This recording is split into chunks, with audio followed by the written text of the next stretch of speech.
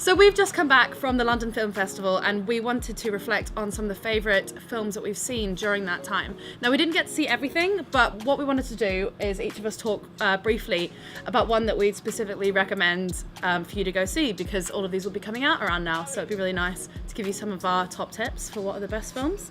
So the film that I wanted to talk about is Film Stars Don't Die in Liverpool, and this one stars Jamie Bell, Annette Bening and the wonderful Julie Walters.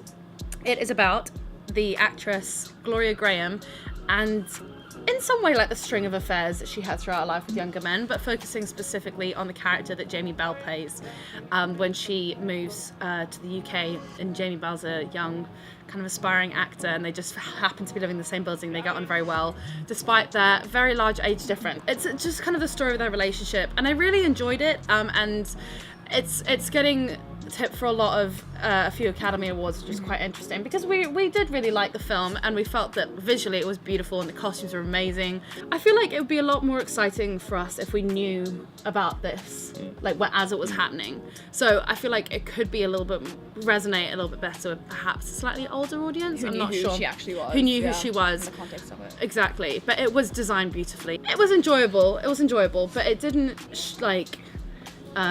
hit us the most out of all of the films. We kind of came out of it being like, that was quite nice. My recommendation is The Shape of Water, directed by Guillermo del Toro, which tells a story of a cleaner in a lab during the Cold War, played by Sally Hawkins. Sally Hawkins' character is mute. She discovers this creature that the Americans are hiding from the Soviets, and they form quite an unconventional relationship in which she falls in love with him and the Americans want to kill him, and it's all very sort of baddies. Sally Hawkins' performance just knocks it right out the park. It's absolutely breathtaking. The fact that she only uses her face to communicate reminds you a bit of The Creature as well, that sort of parallel that's drawn between both, that neither of them can communicate, but they can sort of understand through body language and human emotions.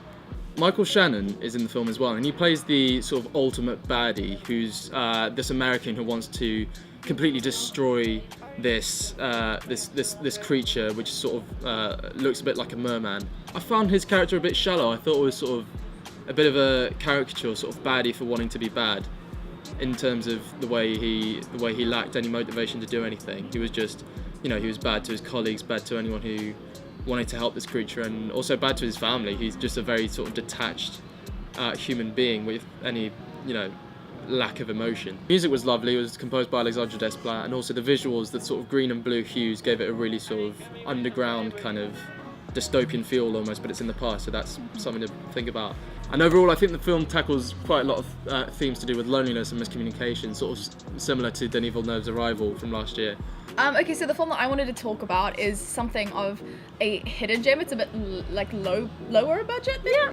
So it's about three friends who are Iranian immigrants living in France, and the road trip that they take before they say goodbye to one of them who is leaving to go back to Iran. And it's really simple. It's in a documentary style. It's just quite beautiful, and the relationship between the three of them is really funny to watch, and it's quite lighthearted, but also quite poignant because it picks up points on immigration and allegiance with your homeland versus the country that you've chosen to move to. And it just kind of talks about the importance of friendship and opportunity and roots and culture when you're living away from home.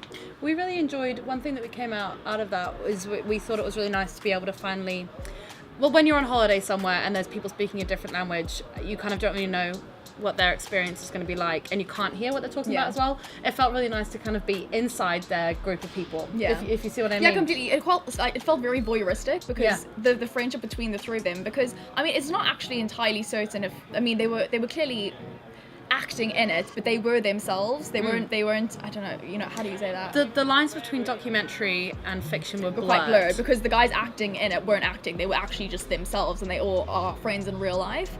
But you could definitely pick up on that, and I think that really added to it, because this friendship between the three of them was so amazing and so pure and so wonderful to watch. Really sweet. It was really, really sweet. It was really heartwarming. Yeah.